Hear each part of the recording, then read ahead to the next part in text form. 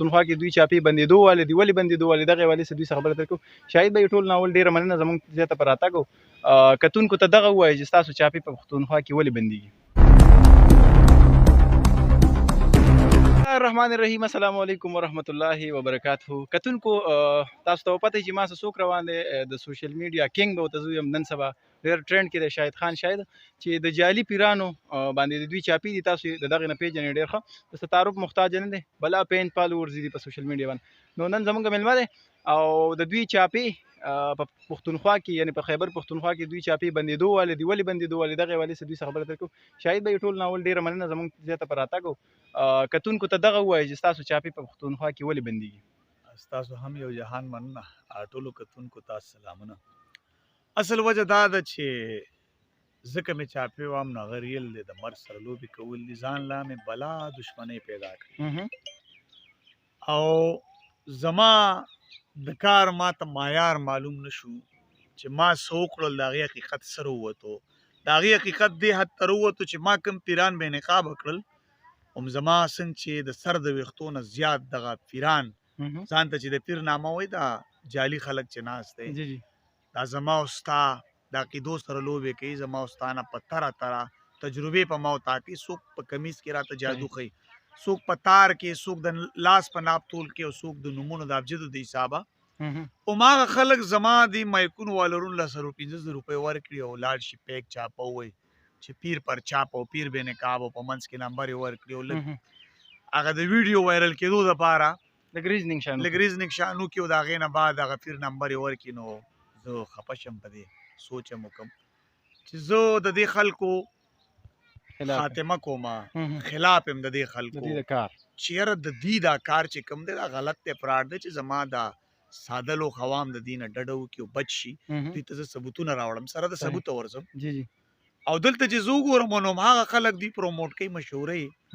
ما جان محمد سرحدي باندې یو چاپه والی او حقیقتو په کومه کې چې هغه دعوې کړې وې چې یوسفجان هم ما لرې کړې انه کې زه به دا ووایم چې مور به کیني او د یوسفجان لالا غونده کې زوی به راوړي خاورې لا د معاشرې له یوسفجان لالا ډېر غټ کردار دی، ډېر غټ کار یې کړی دا. مایک ما هم راغستی د یوسفجان لالا کبله مې راغستی، مایک چا پیژندلو، د غریب دروازه چا پیژندله، د ظلم خلاف اواز چا پیژندلو، تاڼه چا پیژندله چې تاڼې ته ورشي او دا قاتل دی. دا هر څه چې کړي یوسفجان لالا کړي دي. که نن ما مایک راغستی نو د یوسفجان لالا ته مې کتلي مایک مې راغستی چې یوسفجان لالا د قام خاورې خدمت کړي نو ولې شاهد خان یې ولې نه کوي.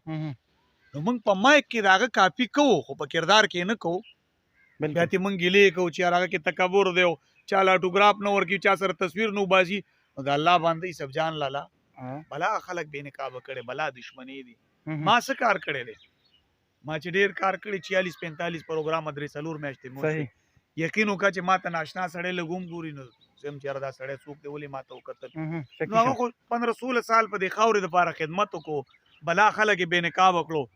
خو د هغه کاپي موږ په کردار کې ونه کړه، د هغه کاپي موږ په مایک کې په مایک کې کوو، ځانونه هم سپک کړه د ویوز دپاره او هغه خلک پروموټ کوو. هغه خلک پروموټ کوو کوم چې دین ته نقصان دی، کوم چې معاشرې ته نقصان دی، کوم چې ناسور دي، زمونږ د ایمانونو سره لوبې کوي، موږ ته وهمونه وراچو، موږ ته وهمونه راچوي او په دنیا کې په نړۍ کې 50% دشمني د دغې خلکو د کبله ده، جعلي پیرانو د کبله.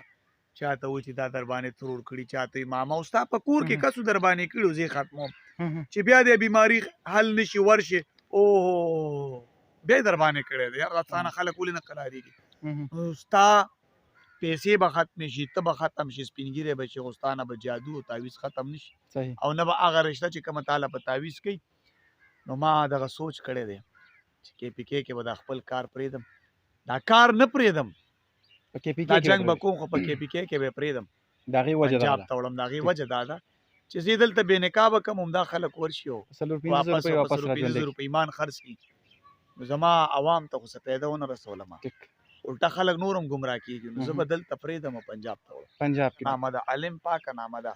عالمان چې کوم دي دا د پیغمبر علیه السلام وارثان دي. زه ګوره د عالمانو د مولیانو خلاف نه یم، زه د پیرم خلاف نه یم، زه د دې خلکو د ایمانونو خلاف یم چې یاره ولې خپل ایمان نه ساتي، ولې د خلکو سره دوکه کې ځان باندې د پیر نوم ایښودی. حقیقت کې دا پراډیان دي، مداریان دي، د دوی نه ډډه وکړئ.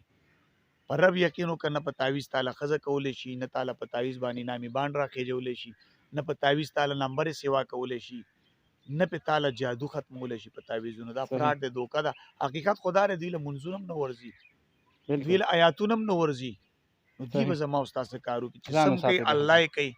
د الله نه علاوه انسان هېڅ هم نشي کولی. د دغې خلکو نه ډډه وکئ، په دعاګانو باندې تقدیرونه بدلیږي. د بالکل. مور او پلار نه دعا واخلئ، که مور او پلار هم ژوندي، مشران نه دعاګانې واخلئ.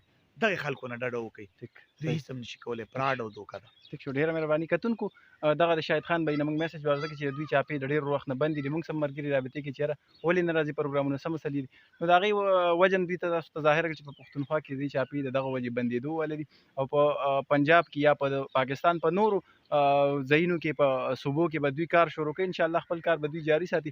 زمونږ د دوی سره ملاتړي سپورټ ورسره دی. انشاءالله ټولو پښتنو ته هم دغه درخواست دی چې دوی سپورټ وکړي، داسې خلک سپورټ کړي چې د قوم او د دې خاورې لپاره په واقعي په اصل معنو کې خدمت کوي. دا زموږ هیروګان دي، دوی سپورټ کوي. او تر بلې ویډیو پورې جلال صافي او شاهد خان له اجازت ورکړئ. په دغه دعا سره چېرته یې ښاد آباد سي. د الله په امان.